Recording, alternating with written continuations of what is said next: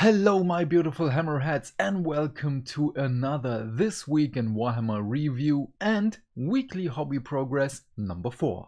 So just let us straight dive into our Sunday preview. First the Sunday preview: enter the war zone Nachmund and muster the might of the Tau Empire. Okay, we already knew that there is a Tau Codex on the way. This is, as I have said in previous videos, far earlier than I imagined that it would come, because I have the feeling that Games Workshop is just throwing out everything they have just to pick up with their schedule, and I love that. So we have the codex in both editions, the regular one and the you don't need one. We have the new model Darkstrider, El Miyamoto-san. The Tau Ethereal, which was only available in the current Start Collecting box, which will also be present in the Combat Patrol box, which is amazing. The box, not the Ethereal, because Ethereals are evil. Then we have the common dice set with codex release, the data cards, Tau Empire Forge World kits. Okay, this is interesting. While you're on the Games Workshop web store picking up your new Tau Empire goodies, you'll also be able to grab some advanced kits from Forge World. You can add the destructive firepower of the massive KX-139 Tau-Na Supremacy Armor, bring death from above, with the AX-10 Tiger Shark, and recruit additional battle suits in the form of the XV-107 and XV-109 variants at the same time as you buy your new codex. Okay, we already knew these sets. They are not new, but they look amazing. Especially, where was it? Oh no, it's this one. I love this gun so much. It's just amazing how many semi-Gatlings are on just one arm. Then Warzone Nachmund, Vigilus Alone.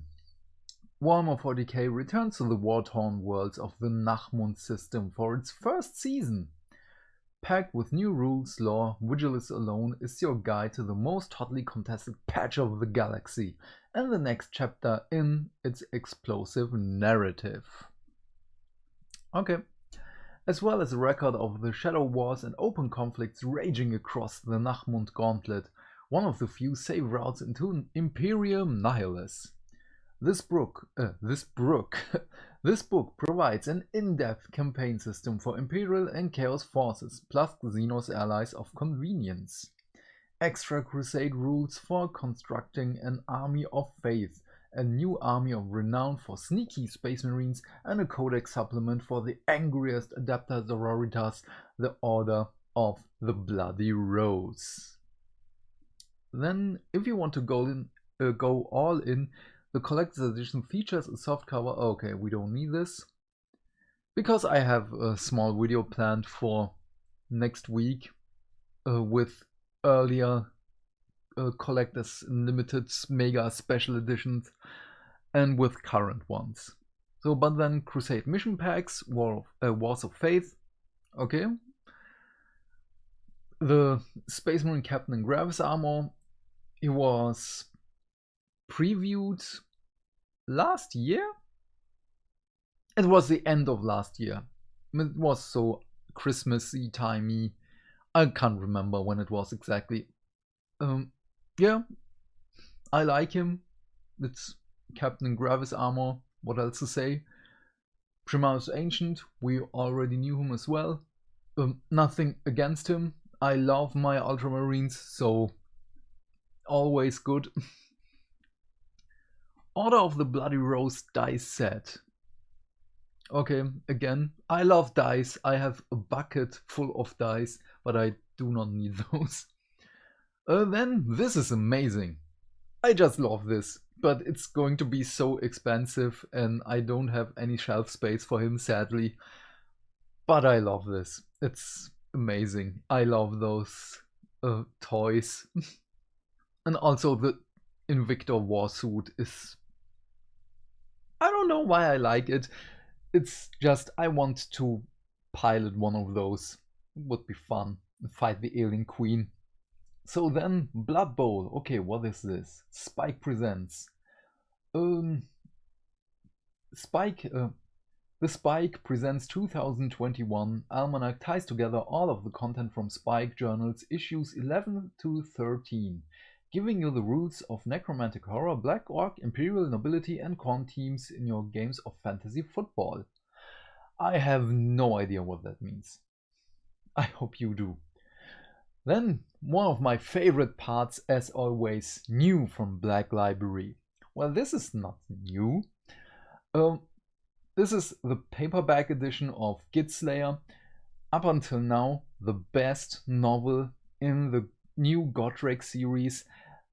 It's beautifully written, and this novel wanted me to play Caradron Overlords. Also, the Caradron are basically German flying dwarfs, so that's also a plus for me. But Melaneth, our deadly, I don't want to say anything which could be offending to her because then she will appear and kill me, but she really needed some character development because she was very two-dimensional before. And this book, it was beautiful how she changed basically and admitted things which we not we, primarily for me, I wanted, and Darius Hinks provided. So thank you, Mr. Hinks. Then this book, I'm looking so much forward for this book from Anna Stevens, Gothghoul Hollow. In a darker corner of the mortal realms, you'll find the new Warhammer horror novel Gothghoul Hollow. This chilling tale centers around an ancient curse and the four who seek to break it. A scholar, a sorceress, a killer, and a priest walk into a bar.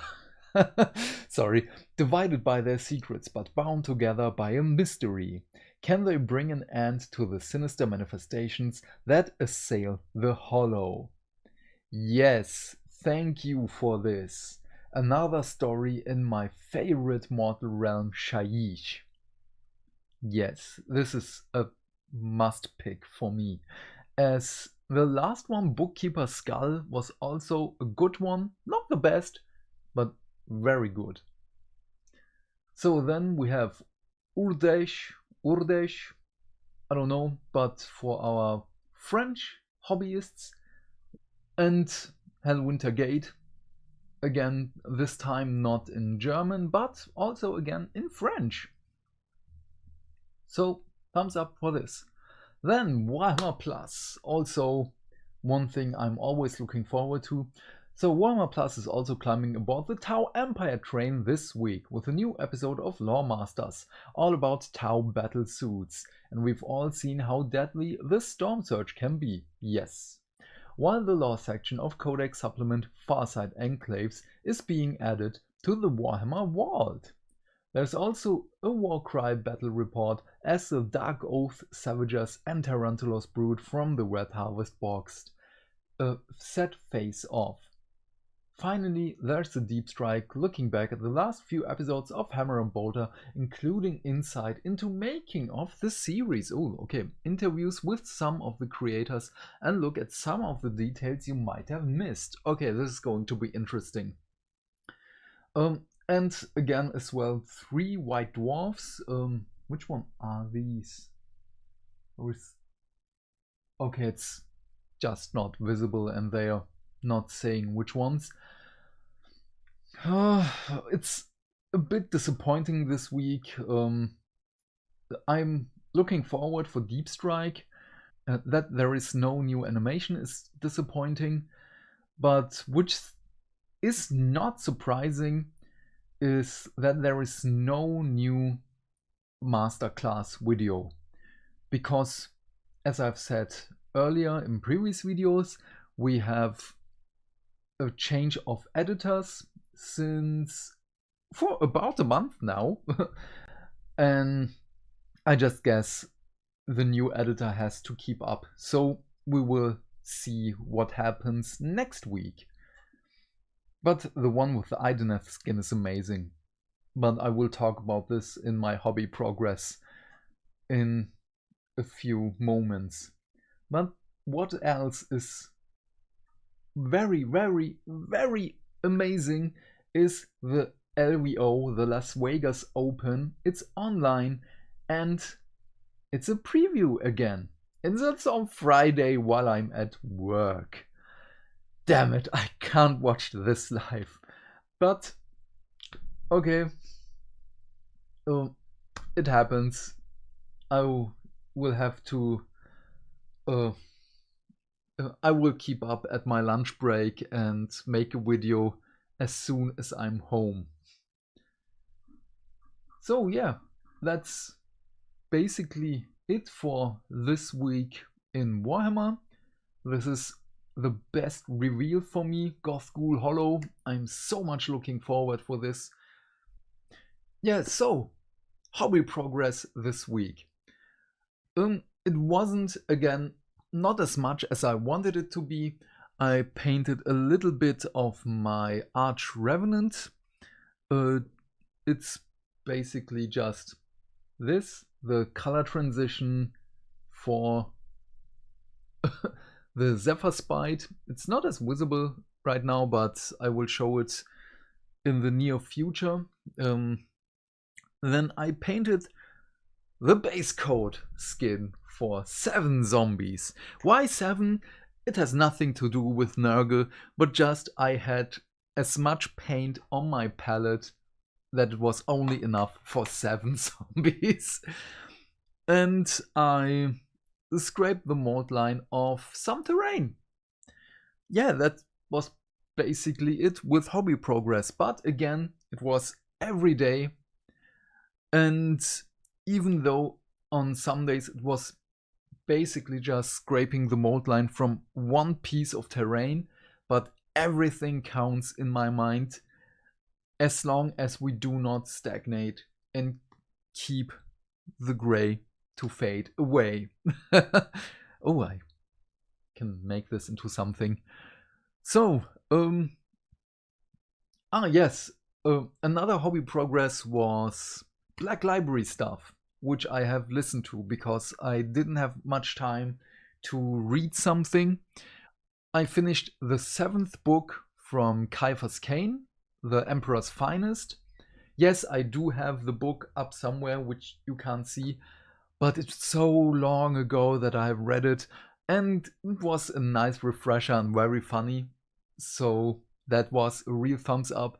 And as I've said, The Bookkeeper's Skull, also a very good story. So I finished both books in the last week and it was a blast. So, and I have to confess, I did not want to pre-order something yesterday, but I did pre-order the Sisters of Battle, the Saint Catherine book, the limited edition, only because of one Warhammer community article.